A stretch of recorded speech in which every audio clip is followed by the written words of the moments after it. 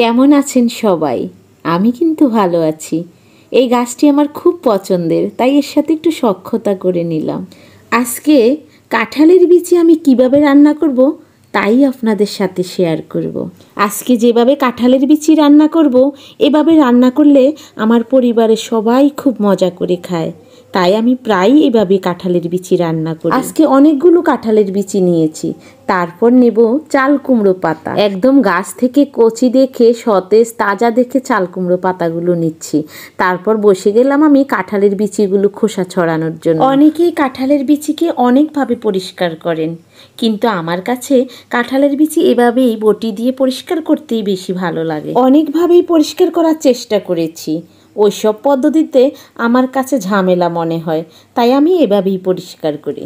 তারপর চাল কুমড়োর পাতাগুলোকে ধুয়ে নেব। একটি একটি করে পাতা খুলে খুলে ধুয়ে নেব। একটি একটি করে না ধুলে পাতার মধ্যে বালি বা পোকা থাকতে পারে। তারপর কাঁঠালের বিচিগুলো ধুয়ে নেব। প্রেসার কুকারে সিদ্ধ করব। এতে করে সময়ও কম লাগবে, সেদ্ধটাও খুব সুন্দর হবে। একটু লবণ দিয়ে দেব। লবণটা দিয়ে সেদ্ধ করলে কাঁঠালের বিচির স্বাদটা ভালো লাগে।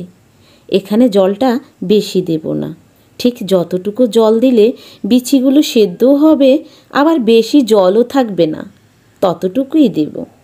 প্রেসার কুকারে সেদ্ধ করা বসিয়ে দিয়েছি। 2 বা 3টি সিটি দিলেই হবে, বিচি একেবারে নরম হয়ে যাবে। তারপর চাল কুমড়ো পাতাগুলোকে লবণ মাখিয়ে নেব। লবণ মাখিয়ে কিছুক্ষণ রেখে দেব। কিছুক্ষণ পর পাতাগুলো একদম নরম হয়ে গেল। পাতাগুলোকে একটু মাখিয়ে জলটা ফেলে দেব। এভাবে হাত দিয়ে চেপে চেপে জলটা ফেলে দেব। এভাবে চেপে নিলে কিন্তু পাতা ছিঁড়ে যাবে না, পাতাগুলো কিন্তু ঠিকই সুন্দর থাকবে।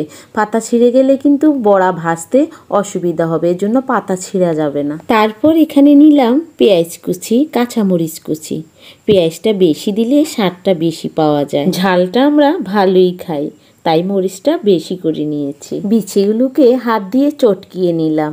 এখানে আরও নিলাম সর্ষে বাটা। সর্ষের সাথে পেঁয়াজ আর কাঁচামরিচও ছিল। পেঁয়াজ, কাঁচামরিচ আর সর্ষে একবারে বেটে নিলে খুব সুন্দর একটি ঝাঁঝালো ঘ্রাণ পাওয়া যায়। তারপর একটু হলুদের গুঁড়ো দিয়ে লবণ আর দেবার দরকার নেই, সেদ্ধ করার সময় পরিমাণ মতো লবণ দিয়েছি, তাতেই হবে। পেঁয়াজ, কাঁচামরিচ আর সর্ষে দিয়ে একবারে মাখিয়ে নেব।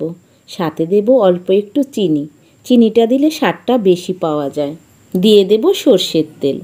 ভালো করে মাখিয়ে গোল গোল করে সাইজ করে নেব। তারপর চাল কুমড়োর পাতার ভেতর দিয়ে ভাজ করে নেব। একটি একটি করে সবগুলো তৈরি করে নিলাম। এবার ভাজার পালা। কড়াইতে তেল দিয়ে বড়াগুলোকে দিয়ে দেব। অল্প আঁচে উল্টিয়ে পাল্টিয়ে ভাজবো, যেন সব পাশে সুন্দর করে ভাজি হয়।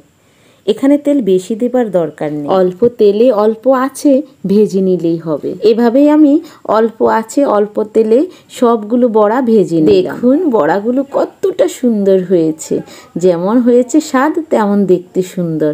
দেখুন আমি ভাত নিয়ে খেতে বসে গেছি। এখানে ভাতের সাথে এই একটি বড়া দিয়ে আমি অনেকগুলো ভাত খেয়ে নিলাম। বড়াগুলো ঠিক কতটা স্বাদ হয়েছে আমি বলে বোঝাতে পারবো না। এই বড়াগুলো কতটা মজা খেতে, যারা খেয়েছেন তারা নিশ্চয়ই জানেন। যারা জানেন না, তবে আপনারা অনেক বড় কিছু মিস করলেন জীবনে। একবার বানিয়ে খেয়ে দেখুন না, তবেই বুঝবেন এর স্বাদ ঠিক কতটা ভালো। ভালো থাকুন, ভালো রাখুন। ধন্যবাদ।